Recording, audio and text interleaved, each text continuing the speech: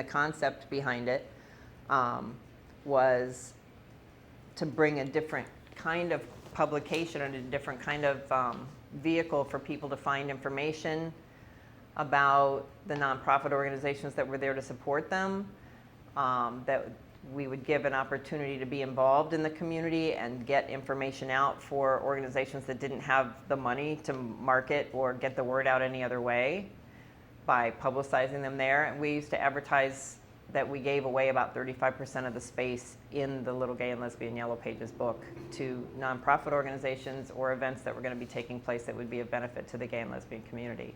And the rest of it was gay-owned or gay-friendly businesses advertising.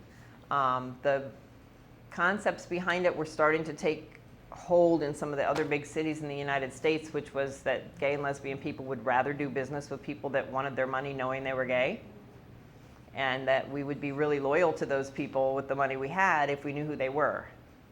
So with those two concepts in mind, we started the Gay Yellow Pages for here in South Florida, and we kind of took a mass media approach, and again, my partner at the time, Betsy Benson, was very involved. We just touched every organization, every event, every person that was doing something special. We were either there, we were sponsoring it, we were offering information, we were giving out yellow pages there, or we were giving out other kinds of things there. We'd go to the Pride picnic and we'd sponsor a tent and we'd give out Frisbees at the tent. Whatever we could do to spread the word that there was a vehicle available that people could use to support organizations and to support the businesses that cared enough about them to advertise there. And so we went from 125 advertisers and maybe 20,000 copies in our first year to probably 5 times that by our 4th year. And I think by the time we went to a different format and merged with another book, we probably had about 800 listings and advertisers. And we were publishing probably 75,000 copies every 6 months. It was covering a little bit wider area by then. So it caught on quickly, in other words. And so we were able to support a lot of organizations, et cetera, with it that way. One of the unfortunate drivers of people being so determined to be able to be open and just live their lives, especially here in South Florida, and that was the AIDS crisis.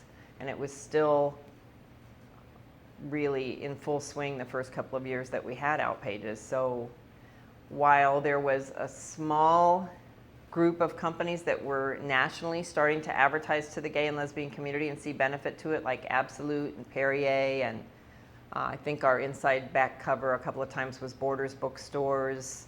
Subaru started to do their famous lesbian ads. Really the most money came from things like AIDS doctors and viatical companies. We all had the impression that they were trying to do something good for the guys that were dying or thought they were dying. They were buying their life insurance at a discount and then cashing it in when the guy died. And so they had lots of money to advertise. So like it or not, some of what, and being a breast cancer survivor now, I relate the same kinds of stories and necessary evils to the breast cancer industry. The AIDS industry supported in many ways financially some of our community organizing and some of our civil rights efforts. Whether they meant to or not, they did. So that was a big one. And I had a lot of, I want to say, I would have said then, PWAs that were on disability that would work for me for a little while under the table. So I probably lost more people in my life during that time than a lot of people did, even in South Florida.